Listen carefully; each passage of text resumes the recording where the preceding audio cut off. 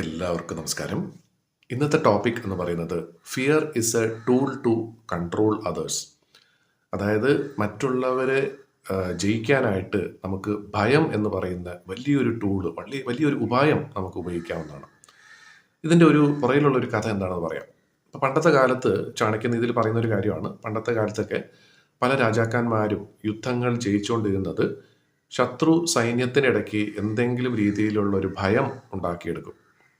അപ്പം ശത്രു സൈന്യത്തിൻ്റെ തലവൻ ചിലപ്പം നല്ല ശക്തനായിരിക്കാം, പക്ഷെ സൈന്യമാണല്ലോ അവിടെ യുദ്ധത്തിന് വേണ്ടി ഇറങ്ങുന്നത് മുന്നിട്ട്.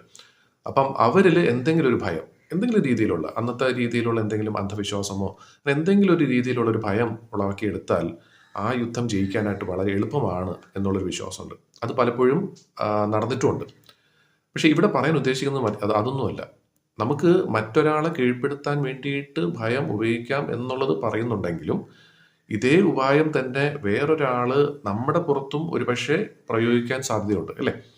ഇപ്പം നമ്മളിപ്പോൾ ഒരു കാര്യം ചെയ്യാനായിട്ട് തീരുമാനിക്കുകയാണ്. അപ്പം നമ്മുടെ വളരെ അടുത്തൊരു സുഹൃത്തായിരിക്കാം, അല്ലെങ്കിൽ കുടുംബത്തിലുള്ള ഒരാളായിരിക്കാം.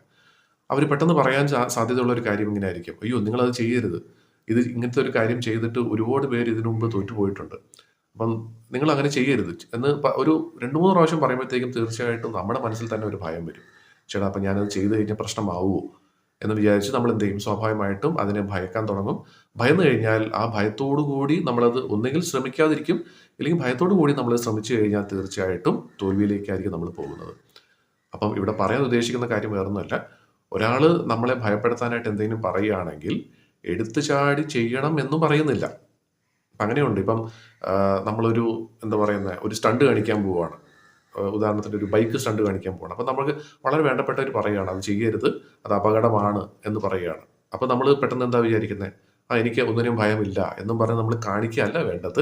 നമ്മൾ ചെയ്യേണ്ടത് എന്തുകൊണ്ടായിരിക്കും അവരങ്ങനെ പറഞ്ഞത് എന്നതിനെക്കുറിച്ച് ശാന്തമായ മനസ്സോടുകൂടി, അതായത് ഭയമില്ലാതെ അതിനെക്കുറിച്ചൊന്ന് ചിന്തിച്ച് നമുക്ക് അത് ബോധ്യപ്പെടുകയാണ്, അതിൽ അപകടമൊന്നുമില്ല, അത് തെറ്റല്ല എന്ന് തോന്നുവാണെങ്കിൽ ചെറിയ രീതിയിലാണെങ്കിൽ അതൊന്ന് ശ്രമിച്ചു നോക്കുക.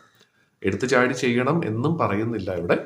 എടുത്തു ചാടിയല്ല ചെയ്യേണ്ടത്. ശാന്തമായ മനസ്സിൽ ചിന്തിച്ച് എന്തുകൊണ്ടായിരിക്കും അങ്ങനെ പറഞ്ഞത്? ഒരുപക്ഷെ അവർക്ക് നമ്മളോടുള്ള അമിതമായ സ്നേഹം കൊണ്ടിട്ടായിരിക്കും അവർ പറയുന്നത്. നമുക്ക് എന്തെങ്കിലും സംഭവിക്കുമോ എന്നുള്ള ഭയം കൊണ്ടിട്ടായിരിക്കും.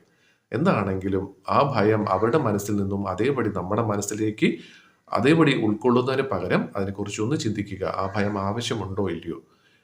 ഈ ഭയത്തെ ഞാൻ ഓവർകം ചെയ്താൽ, അതിജീവിച്ചാൽ എന്തൊക്കെ സാധിച്ചെടുക്കാൻ പറ്റും എന്നും കൂടെ ഒന്ന് ചിന്തിക്കുക.